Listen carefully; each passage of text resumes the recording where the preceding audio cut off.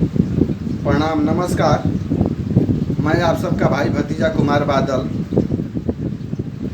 पिछले 5-6 महीने से जिस तरह से कोरोना का कहर बढ़ते जा रहा है और सब लोग घर में कैद से हो गए हैं, होना भी चाहिए। इस चैन तोड़ना है तो घर में रहना है।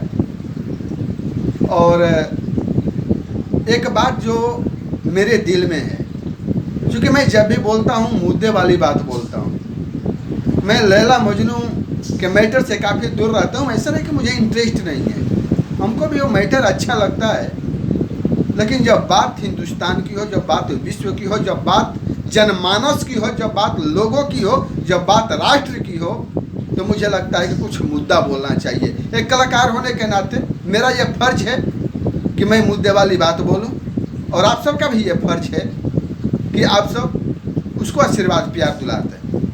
कि मुझको भी तो चूनर चूड़ी चुम्बन गाने आता है, ईठ लाते बल खाते यौवन पर्वती आने आता है। लिख सकता हूँ मधुर रात के आलिंगन अंगड़ाई पर, गालों के शर्मीलेपन पर आंखों की सुरमाई पर। लिख सकता हूँ मैं भी साहब जूलिया की नादानी पर, लिख सकता हूँ मुनी और सिला की मस्त जवानी पर।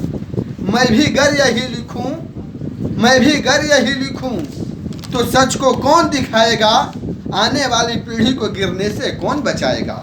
और अपने परिचय की 4 पंक्तियाँ बोलना चाहता हूँ, जिस तेवर में मैं बोलता हूँ, जिस मोहब्बत के साथ आप लोग सुनते हैं। 4 पंक्तियाँ कि शब्दों का बागडोर संभाले, तूफान से लड़ने वाला हूँ, दिया और बाती बनकर हाँ मैं भी जलने वाला हूँ। लाख बुराई देखकर भी खामोश रहे वो पागल है, चट्टानों से टकराकर जो टंकार करे वो बादल है। लॉकडाउन बढ़ना चाहिए, मैं इसके समर्थन में हूँ, इसका खिलाफत नहीं करता। लेकिन पिछले 2-3 दिन में हमारे यहाँ जो लोग आए, कुछ गरीब नौजवान साथी आए, उनके घर की हालत कल्पना कीजिए आप भी कि हम आप घर में बैठ करके खा सकते हैं, रह सकते हैं, कोरोना के चैन को तोड़ सकते हैं, लेकिन वो कोरोना के चैन को कैसे तोड़ेगा जो सुबह कमाता है और शाम में खाता है, फिर अगले दिन सुबह कमाता है और शाम में खाता है। कोरोना को कैसे संभालेगा, वो कोरोना मीन्स क्या समझेगा। और सरकारें आखिर कितने दिन तक लोगों के घर में अनाज पहुंचाएगी, कौन कौन सुविधाएं पहुंचा पाएगी।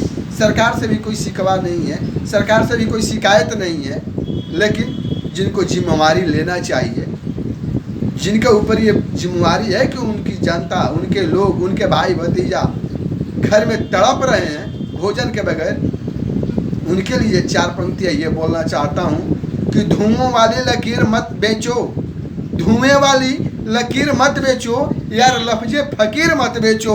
लॉकडाउन बढ़ाओ, कोई शिकवा नहीं है आपसे, लेकिन लॉकडाउन के बहाने अपना जमीर मत बेचो। दर्द होता है मेरे सीने में भी, आप सबके भी सीने में दर्द होता होगा जब उन गरीबों को देखते होंगे। एक गरीब मेरा मित्र है, और जिस तरह से मुझसे बात किया, उसके बाद हमने उसके दर्द को शब्दों में पिरोया, कविता के माध्यम से आप सबको सुनाना चाहता हूँ, बताना चाहता हूँ कि ज़िंदगी अपनी है फिर भी उधार लगती है, संभालिएगा इसको। आपसे बहुत उम्मीद है, आप लोग जिस तरह से प्यार दुलार दे रहे हैं। आप मेरे पीछे बैकग्राउंड में बहुत अच्छी पर्दा देख रहे होंगे, ये आप सबका है। आप लोग 10-10 रुपये की चंदा इकट्ठा करके कलाकारों को बुलाते हैं और वो अपना पेमेंट ले लेता है। शायद उसको ये पता नहीं होता है कि वो 10 रुपया किसी गरीब के मजदूरी से आया हुआ है। तब मैं कहना चाहता हूँ, ज़िंदगी अपनी है फिर भी उधार लगती है, कुछ और नहीं ये दुनिया बाजार लगती है। मेरी सिसकी पर भी हो रही सियासत तो क्या करूँ, राजनीति की गलियाँ गुलजार लगती है। यहाँ रईस लोगों का बोलबाला है साहब, मेरे घर की सूखी रोटी भी चमत्कार लगती है। कोई क्या बतलाएगा भूख में कैसा लगता है, भूख में सूखी रोटी भी चांद के जैसा लगता है। तब जाके कहीं ना कहीं दर्द होता है। और आप सबसे उम्मीद करता हूँ आप लोग ज़रूर मदद करेंगे उस मित्र को जो आर्थिक दृष्टिकोण से बहुत कमज़ोर है, हम सबसे उम्मीद लगा करके बैठा है। और मैं वाणी का राजदूत हूँ, कड़वी सच सुनाता हूँ। मेरी आदत भी है यही, थोड़ा सा क्रोध भी दिखाऊं, क्योंकि माहौल बदला है साहब। भविष्य और वर्तमान में बहुत अंतर हो गया है। एक समय था जब हर ओर अच्छे लोग रहते थे, जलन, ईर्ष्या, घुटन से दूर सच्चे लोग रहते थे। यहाँ मोहल्लों में बस रहा है अब झूठ का साया, कभी कच्चे मकानों में भी सच्चे लोग रहते थे। पुराने शहर से मंजर निकलने लगे हैं, पुराने शहर से मंजर निकलने लगे हैं, घोंसलों से कबूतर निकलने लगे हैं। बुरे दिन से बचाना मुझे मेरे मौला, अब दरिया से समंदर निकलने लगे हैं। तो ये मजबूरी हो जाती है कलाकारों की। और आप सब बहुत प्यार दुलार आशीर्वाद देते हैं, तो मैं चाहता हूँ कि मेरी जिस तरह से मेरे जितने भी सारे वीडियो जाए आप लोग उसको पसंद किए, मैं चाहता हूँ कि इसको भी थोड़ा सा पसंद कर लीजिएगा।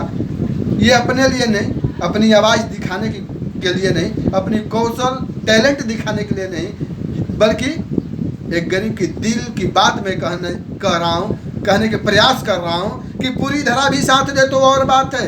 आपसे क्यों उम्मीद लगा कि हम कलाकार बैठते हैं, क्यों हम कलाकार चाहते हैं कि आप आशीर्वाद दीजिए। आप यूट्यूब उठा के देखिए, जितने भी कलाकार आपके सामने आएंगे हाथ जोड़ करके ये रिक्वेस्ट करते हैं, प्रार्थना करते हैं कि आप चैनल को सब्सक्राइब कीजिए, आप लाइक कमेंट कीजिए। ये क्यों कहते हैं कि पूरी धरा भी साथ दे तो और बात है, आप जरा सा साथ दे तो और बात है। चलने को तो लोग एक पैर से भी चलते हैं, लेकिन दूसरा भी साथ दे तो और बात है।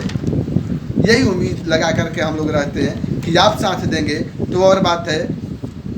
अभी एक दिन हम ये देखे कि एक गरीब परिवार से बच्चा जो बिलोंग करता है प्लेटफॉर्म पे बोतल बीन रहा है, कूड़ा उठा रहा है। तो हम 4 पंक्तियाँ वहाँ पे लिखे थे और मेरे एक मित्र कहीं तो हम सुने थे कि 4 पंक्तियों को गलत ढंग से बोल दिए थे। तब से मेरे दिल में टिस था।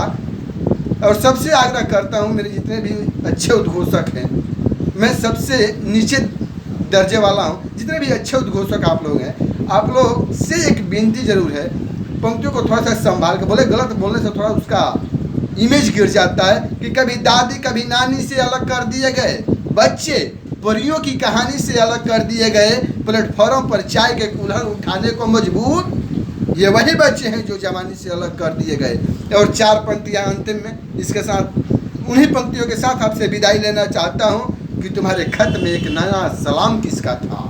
आपसे पूछ रहा हूँ, क्योंकि आप हमसे मोहब्बत करते हैं इसलिए आपसे पूछ रहा हूँ, आप पे मेरा हक है कि तुम्हारे खत में एक नया सलाम किसका था। न था रकीब तो आखिर वो नाम किसका था। वफा करेंगे, निभाएंगे, बात मानेंगे, तुम्हें भी याद होगा ना ये कलाम किसका था। प्रणाम, दिल से आप सबके आभार। फिर मिलेंगे बहुत जल्द, तब तक के लिए टाटा बाय बाय।